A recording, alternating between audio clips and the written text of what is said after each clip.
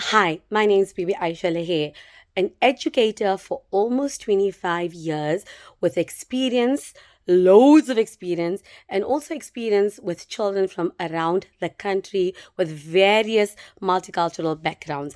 Now, remember, previously I taught in government schools my entire life.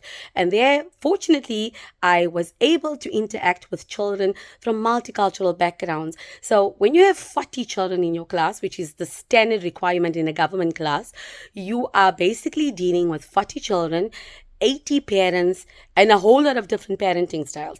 So when I meet a child and this child is rude and this child throws tantrums and this child beats other children and this child jumps on furniture, this child has no manners, this child has no boundaries, I think to myself, no, that's not just a child being naughty. That is a child who is unfortunately being brought up in a home with poor parenting skills. Now, to be a parent clearly is not an easy job because yes, we know we don't have time. There are parents that are working, there are parents that have loads of responsibilities, but remember, you brought this child into the world. It was your decision to be a parent. It wasn't the child's choice to be your child. So you have a responsibility. So if you have a child that jumps on furniture, that destroys everything in his or her sight, who throws tantrums, who demands toys, who screams and shouts at you, who has no respect for other elders, you need to ask yourself, who is molding this child? And if you have that attitude that, oh, he is just a child, then you are teaching this child that he or she can throw tantrums and he or she will get what she wants. You are teaching this child that respect is not important. And this child is going to grow up into being a teenager who has no boundaries, who's going to be a delinquent, is probably going to be a bully, or is going to be somebody that is going to be a loner because no one wants to be friends with somebody who is obnoxious. And if this child is not guided even in teenage years, grows up to be an obnoxious adult with delusions of grandeur, delusions of entitlement that it is my right to get this, that, or whatever, this is going to be an adult that is going to have loads of problems having interpersonal relationships with anybody because this person is going to have entitlement delusions and feel that everything is his or her right. Newsflash, with rights come responsibilities. And all of this can be nipped in the bud when your child is young. You are the parent, you set boundaries. Children learn more from what we do rather than what we say. Just to let you know, a couple of years ago, I had a child who was really troublesome.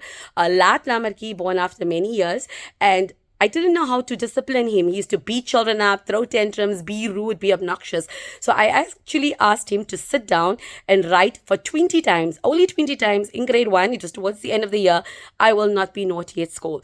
When the father came to pick him up, the father didn't mind. He actually said, I'm glad you're doing this because the mom spoils him. The mom, however, was really upset, went straight to my principal's office, which is now already defying protocol, and complained about me. So I was summoned to the office and I listened to what she has to say. And she told me, what would you know? You're not a mother. Yes, you're right. I'm not a mother. I've never had a child in my life. But you know what? I've been a mother to thousands of children for over 25 years. And my response to her was, you're right. I am not a mother. Biologically, I haven't given birth to a child. But anybody can give birth to a child. Not anyone can be a mother. And my response to her was, your child calls me mommy and he calls you by your first name. Enough said. I think after that, we realized that someone here had an ego problem. So my advice to you as a mother of many children, take responsibility for your child. Teach your child good manners from a young age. It is your responsibility. When you meet God one day, He's going to ask you that I've entrusted this child in your care. What did you do? It's pointless crying after 15 years. Oh, my child is in drugs. Oh, my child is doing this. Oh, my child is doing this. What do I do? The question is, what are you going to do from now? If you have taught your child boundaries, if you have taught your child good manners, if you have taught your child the difference between right and wrong, if you have open communication with your child when your child is 12 years old, not 3 or 4 years old, if you stop making excuses for your child's bad behavior, if you set the tone in your own house by displaying good behavior towards other adults, towards other people, that's what your child's going to do. So if you are practicing all of this, hopefully you're not going to be having problems in the future.